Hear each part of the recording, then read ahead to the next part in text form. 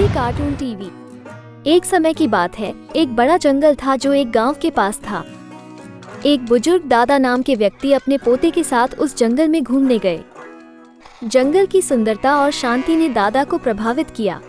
वे अपने नाते को बताते हैं कि कैसे जंगल में प्राकृतिक जीवन चलता है, जंगली जानवर कैसे अपने आप को संरक्षित रखते हैं और उनके आसपास की अनगिनत सभी प्राणियों के साथ कैसे संबंध बना रहते हैं।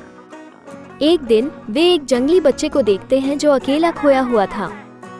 वे उसकी मदद करते हैं और उसे उसके परिवार के पास ले जाते हैं।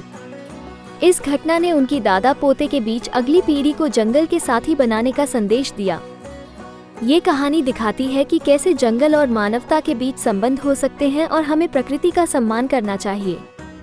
क्या आपको ऐसी कहानी पसंद आई या कोई और अनुरोध हो? रोहित और उसके गांव की कहानी आगे बढ़ती है। जब दादा और उनका पोता जंगल के रोमांचक और शिक्षाप्रद सफर से वापस आए तो गांव में बड़ी खुशी हुई। उन्होंने अपने गांव को अपने अनुभवों से भरपूर कहानियों से भरा। गांव वालों ने उनके सुने हुए अनुभवों से बहुत कुछ सीखा और प्रेरित हुए।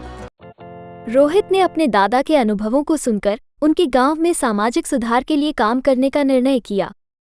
वो गांव वालों के साथ मिलकर स्वच्छता अभियान का आयोजन करता है और पेड़ पौधों के निवास को संरक्षित करने के लिए प्रतिबद्ध होता है। उसका गांव को बदलने का संकल्प उसे गांव के नेतृत्व में ले जाता है और वो अपने दादा के साथ साथियों के साथ गांव को विकसित करने के लिए काम करता है। जंगल में तीनों मित्र खेलते हुए बहुत मजा करते थे। वे पेड़ों के नीचे बैठकर फल खाते और खेलते रहते थे। उन्होंने झूले पर सवारी की और जंगल के भीतर चलने का आनंद लिया। बच्चों और हाथी के बीच की दोस्ती ने जंगल को और भी हर्षित कर दिया। उन्होंने मिलकर जंगल के अनुपम सौंदर्य का आनंद लिया और अपनी दोस्ती को मजबूती से बांधा। यही कहानी का समापन होता है, जो हमें यह बताती है कि अन्याय के बजाय अच्छाई और सामंजस्य की भावना से एक दूसरे का साथ देना हमेशा सही होता है। एक समय की बात है, एक बड़ा जंगल था जो एक गांव के पास था। एक बुजुर्ग दादा नाम के व्यक्ति अपने पोते के साथ उस जंगल में घूमने गए। जंगल की सुंदरता और शांति ने दादा को प्रभावित किया। वे अपने नाते को बताते हैं कि कैसे जंगल में प्राकृतिक जीवन चलता है, जंगली जानवर कैसे अपने आप को संरक्षित रखते हैं और उनके आसपास की अनगिनत सभी प्राणियों के साथ कैसे संबंध बना रहते हैं।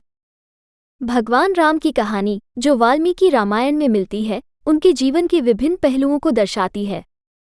उनके ग्रहण, वनवास, सीता हरण, लंका दहन और लौकिक जीवन की कई घटनाओं को शामिल किया गया है। गांव की कहानियां भी विभिन्न रूपों में होती हैं, जो गांव के जीवन और लोगों की कठिनाइयों और सफलताओं को दर्शाती हैं। ये कहानियां आमतौर पर संवादित कथाओं, लोक कथाओं और जनजाति की धारावाहिक कहानियों के रूप में होती हैं।